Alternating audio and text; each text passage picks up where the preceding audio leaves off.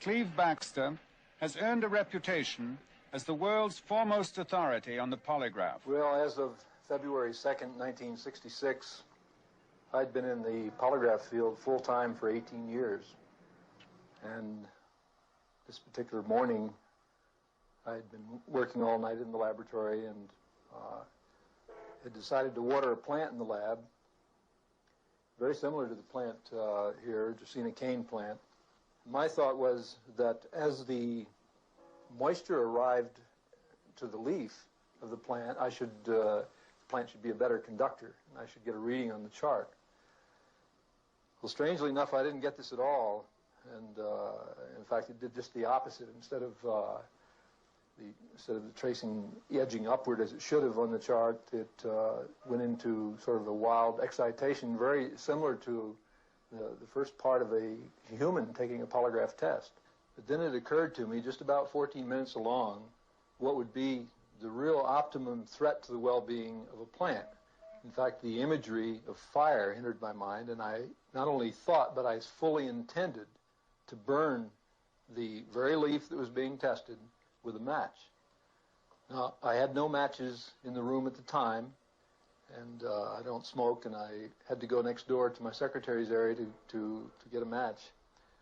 But the interesting thing is that right at the split second that imagery of fire entered my mind, the tracing reflecting the changes in the plant just went right off the top of the page.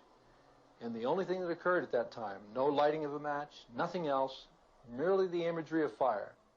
And I must say that as of 14 minutes along in that initial observation on the morning of February 2nd, 1966, my life just hasn't been the same.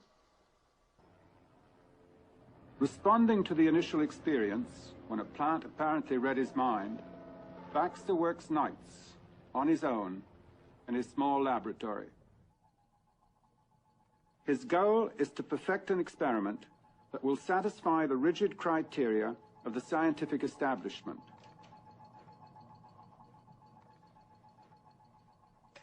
Backster hopes to show that plants react to any termination of life in their immediate environment. During the next 6 hours, at some undetermined moment chosen by a randomizer, these brine shrimp will fall to their deaths in boiling water.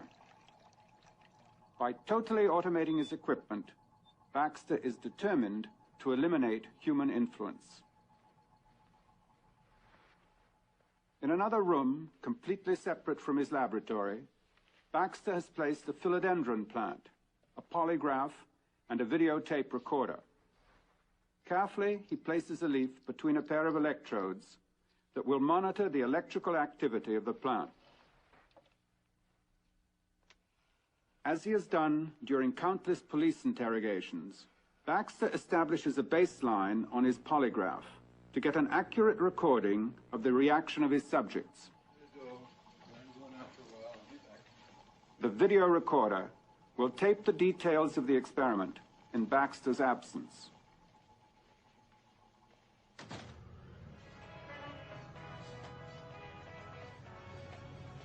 For the automation of this experiment to be successful, I have to get a certain distance away from my lab so that my consciousness won't affect the results.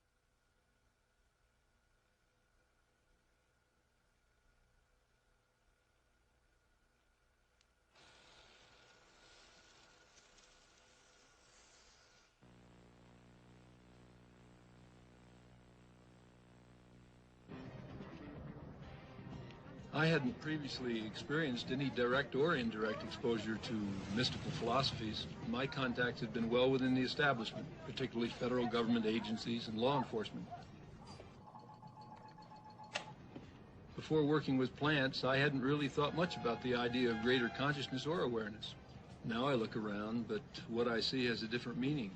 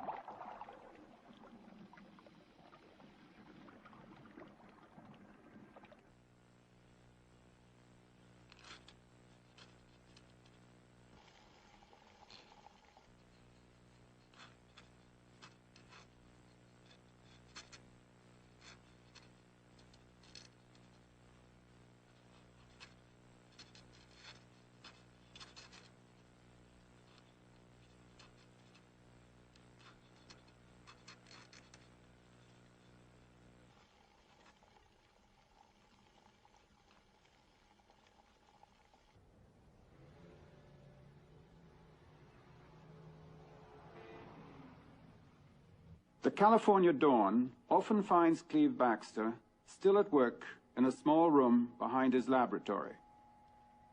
The results of each night's work must be carefully analyzed and recorded. In spite of his high percentage of successful results, only a few daring individuals from the scientific establishment have come forward with offers to replicate his experiments or test his results. The great majority are content simply to condemn his efforts without taking the trouble to investigate their validity. A few brine shrimp die and a plant feels their death. I think it's the smallness of the event that makes it so significant. It means that even on the lower levels of life, there's a profound consciousness or an awareness that binds all things together.